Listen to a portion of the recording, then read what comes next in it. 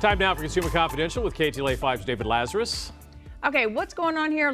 It says life seems to be imitating art as Hilton signs on to help develop a private space station. That's Hilton. the story. Who's Hilton? Hilton, like hotels, Hilton. Oh, Hilton. I was thinking Paris Hilton. Like, who's Hilton? That would be a very strange story indeed. That's why I was like, what are y'all talking about? Hilton. And this would actually be your father. The Hilton hotel chain. Exactly. Until Paris Hilton becomes involved in this, let's look at what we do know. And this is an example of life indeed imitating art. If we can get to the clip of this, I want to remind people what we're looking at. Remember this in 2001? That's the big wheel in space, the big space station, and inside there really was a name drop of Hilton as the scientists arrived on board the space station, and it turned out you could book a Hilton room.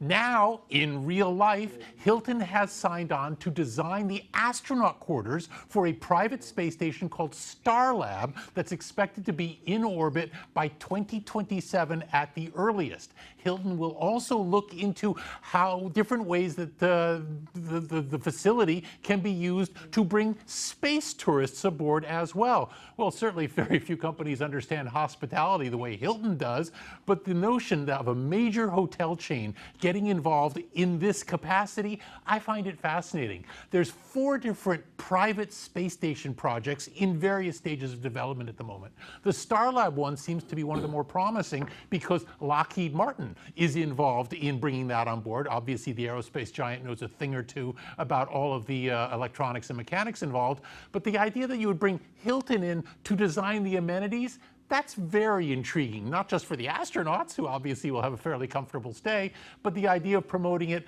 as a space tourism venue. Many civilians would trust the Hilton brand, and they might think about wanting to give it a try. You know, all the other elements notwithstanding, like getting sick in space and all the rest. Will it work? I'm not sure, but one thing I'm going to be waiting for is for them to put a Motel 6 module up, because I'm guessing that'll be a little more affordable.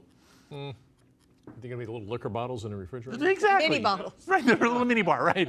Okay. Instacart is going to issue an IPO, but the focus on raising the funds is actually going to be selling their employee shares. This is interesting too, because we've known for a while that the delivery service Instacart was getting ready for an initial public offering or IPO of its stock, but they're not going to be issuing a whole bunch of new shares that many companies typically do in these circumstances to raise funds for growth and expansion. Instead, this is going to be a way that employees who have been accumulating Instacart shares for the last 10 years will be able to offer their shares to the public. And it's a way, for, in Instacart's words, for them to be able to reward these people for their time and to allow them to cash in a bit on their Instacart tenure.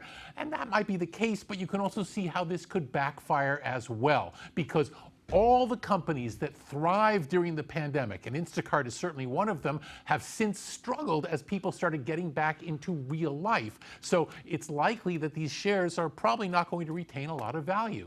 Rival DoorDash, for example, has seen its shares plunge by 50% so far this year. So the Instacart shares, once they trade publicly, probably not going to head up this way, but probably go down this way.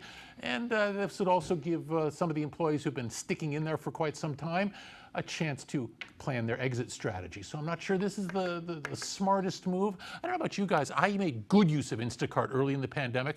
I haven't used them since last year. And I think that's indicative of many of these pandemic plays. Yeah.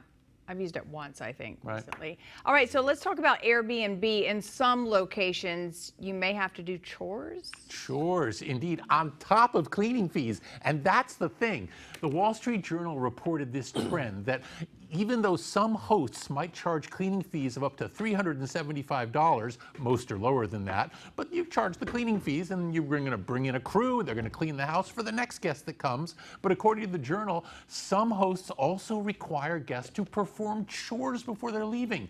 These chores can range from doing the laundry to mowing the lawn, or at least in one case that I found, feeding farm animals. And this has created a debate online of, well, if you're going to charge cleaning fees, can you really expect guests to also do chores? And it raises interesting questions. Obviously, this is an industry still in its growing pains, still working out the host responsibilities versus the guest responsibilities. Airbnb, for its part, says to its hosts at least, if you're going to charge fees for cleanup, maybe not a good idea to charge high fees if you also want people to do chores. charge lower fees, and then ask them to do the laundry or mow the lawn or what have you. I find it difficult, the idea that you're going to pay to stay in an Airbnb and also have to do chores. I'm guessing that Hilton isn't going to make you do chores on the space station. I would feed the farm animals. I know you would, and I like that about you. I used to do that when I was a kid, It's fun. and it was a chore. It is a chore, Yeah. exactly. Yeah. Yeah, when I'm packing up my bag, the last thing I'm thinking of is I'm going to go feed the goats now. So, Okay, we'll see you at 1, David. yes.